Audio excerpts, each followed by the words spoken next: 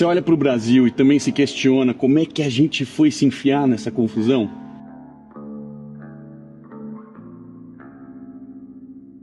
O eterno país do futuro que sempre promete, mas nunca entrega.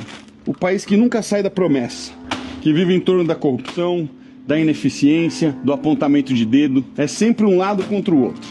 Mas o que eu posso te dizer é que isso foi planejado e muito bem executado. Teve um cara que entendeu que se você quer dominar um país, você não precisa de guerra. Basta você tomar cultura. Essa foi a grande sacada de Antônio Gramsci. Ele percebeu que o modelo de Lenin e Stalin, o comunismo à força, com armas e tanques de guerra, sempre encontravam resistência. Foi aí que ele teorizou um novo caminho, a hegemonia cultural. A ideia era muito simples. Se você consegue controlar as narrativas, você controla o povo. E para isso, você precisa dominar a cultura. Não precisa proibir nada, basta fazer as pessoas acreditarem que não há outro caminho. E como se faz isso? Mídia. Manipula narrativas, protege aliados, demoniza inimigos. Academia, professores doutrinando desde cedo. Entretenimento, artistas e atualmente influenciadores vendem discursos prontos. E sabe onde isso foi aplicado com perfeição? No Brasil. Agora me diz que você nunca se perguntou por que quase todos os professores são de esquerda? Como é que as universidades federais e as escolas se tornaram centros de doutrinação onde não mais se ensina a pensar livremente? Como é que a mídia inteira repete exatamente o mesmo discurso? E os artistas? Por que eles têm exatamente o mesmo pensamento unilateral? Pois bem, isso não foi por acaso. Como eu disse, foi muito bem planejado. Ao longo de décadas, pouco a pouco, lei a lei, verba a verba, foi construída essa estrutura que hoje domina o Brasil com uma única visão de mundo. Décadas de doutrinação que moldaram uma parte da sociedade que hoje não questionam mais nada. Você pode ter provas, você pode ter fatos, você pode ter a verdade escancarada. Nada disso importa. Porque o sistema já moldou a mente das pessoas e o resultado disso está bem diante dos seus olhos. Luiz Inácio Lula da Silva foi condenado em 2 instâncias da justiça. Primeiro pelo então juiz Sérgio Moro e depois pelo Tribunal Regional Federal da 4ª Região. Os crimes: triplex no Guarujá, corrupção passiva e lavagem de dinheiro. Sítio de Atibaia, os mesmos crimes, o mesmo esquema. Instituto Lula, recebendo dinheiro sujo disfarçado de doações. Era um caso fechado, provas documentadas, delações, dinheiro rastreado. Mas e daí? O STF anulou tudo.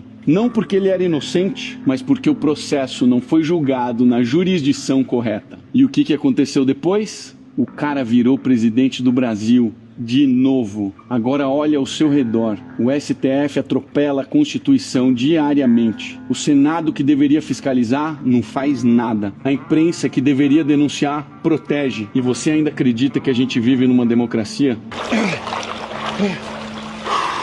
O Brasil arrecadou 680 bilhões de reais até o dia de hoje. Esse dinheiro não foi para hospitais, esse dinheiro não foi para escolas, não foi para segurança. Foi para sustentar uma máquina altamente ineficiente e corrupta. O crime organizado não está só no tráfico de drogas e nas facções. O sistema se protege a qualquer custo. E qualquer um que ousa desafiar isso é destruído. Você ainda acha que a corrupção está distante de você? Olha para a inflação, olha para o preço das coisas. O sistema inteiro está corrompido. Pode vir Jesus Cristo tentar salvar, que a fórmula de criar narrativas também vai ser usada contra ele. Nós chegamos a um ponto tão caótico que um país terceiro está tendo que vir avisar ao mundo que o que está acontecendo aqui no Brasil é uma tirania. O judiciário está legislando e aplicando a lei conforme o gosto do freguês. E nesse universo só existem 2 tipos de pessoas: as que são beneficiadas pelo sistema e, segundo, os perdidos.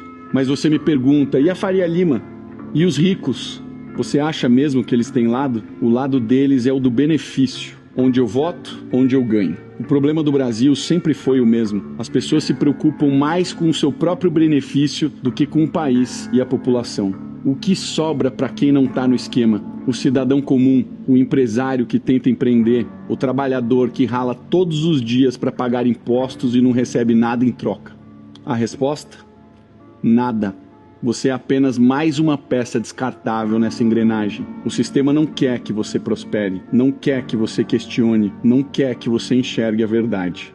E quando alguém ousa apontar o óbvio, é perseguido, é censurado, desacreditado. O Brasil não é mais uma democracia, é um teatro, com um roteiro escrito há décadas, com atores bem pagos, com um público manipulado, e como toda boa peça de ficção, o final já foi decidido. A elite e os burocratas se mantêm no topo, a classe média trabalha para sustentá-los, e os mais pobres continuam acreditando que alguém virá para salvá-los. Mas ninguém vai, porque o problema do Brasil não é a corrupção é só um sintoma. O problema do Brasil é o brasileiro, que troca dignidade por um auxílio, que troca liberdade por um favor, que troca o futuro por uma promessa vazia.